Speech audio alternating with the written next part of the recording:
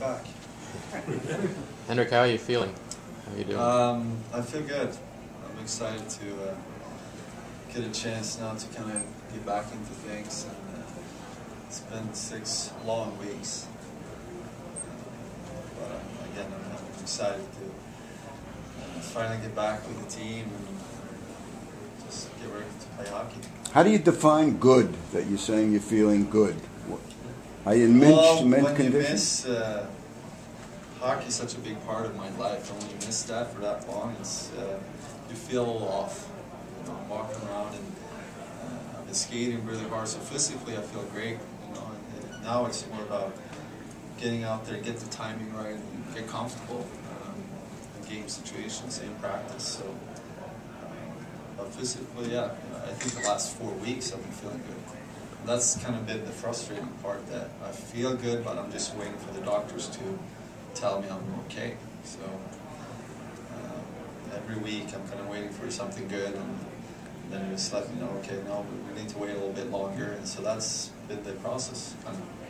Did it come as a surprise then, or when you saw the doctors, what, yesterday afternoon? I saw them Monday. Saw them Monday. Yeah. And what specifically did they tell you, and was it what you were expecting? Well, they actually, early on, they kind of gave me a,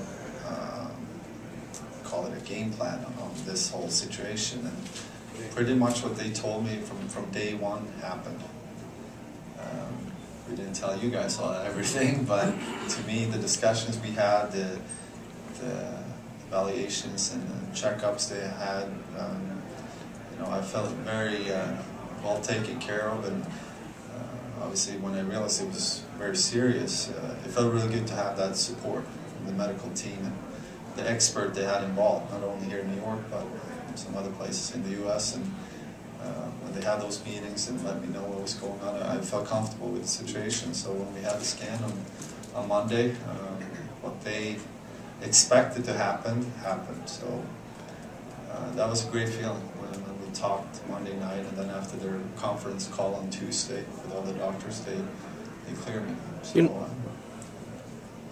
that was definitely a big relief, because the progress that I made over the last couple of weeks was very important, and it was good. How difficult is the whole deal with just not knowing and being away from something so much? It's been hard. It's been a new situation for me. It has definitely helped to watch the team play and camp play the way they've been playing and winning. It's been very impressive to watch, but it also made me even more excited to get back into things, and you want to be part of it. But again, hockey is such a big part of what you do, and when you don't have it, you really miss it. The action and adrenaline is such a big part of my everyday life. So you feel a little lost when you're gone for that long. How did you deal with it mentally? What hurdles do you think you have to get over to get back to fixing shots again? No, I think today was the first time I faced high shots in almost 7 weeks. So it was a little different, but it's not like starting over. I played a lot of hockey until the injury and played a lot of games. So, and also I've been able to skate really hard over the last 4 weeks. So, but again, physically I feel great. It's more about the timing.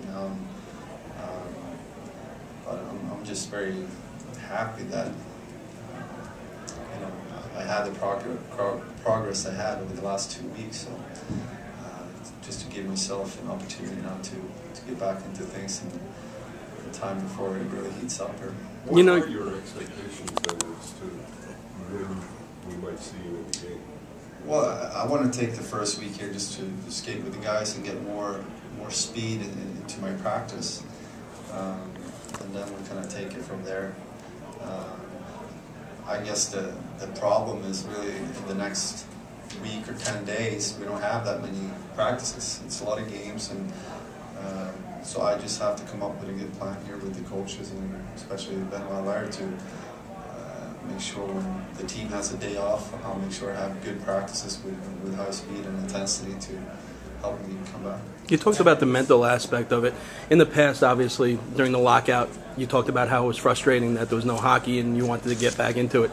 How much more difficult is this knowing that there's hockey going on and you couldn't participate? Actually, it was a similar feeling to the lockup, because I was on my own schedule, early skates in the morning by myself, and you felt like you were ready to play, but you were just not part of it. So it was it definitely brought back some memories from the lockout year when you were just ready to play. At least it felt like that, but that was not the case. So and you start missing everything about the game.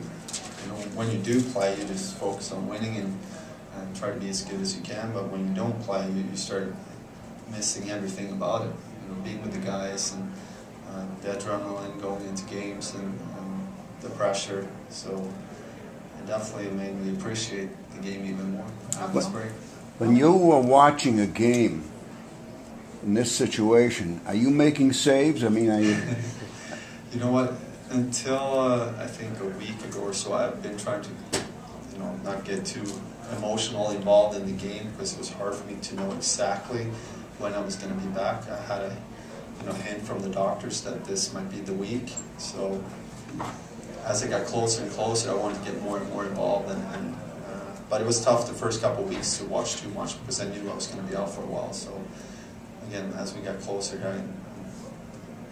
emotionally and physically and just mentally, I'm trying to get more involved, and I'm going to watch more tape and do everything I can to be ready as soon as possible. Do you have a number of games that you think you need to play before you're ready for playoffs? I don't really have a number. Right now I'm just focusing on this week and trying to do everything I can to get back as soon as possible.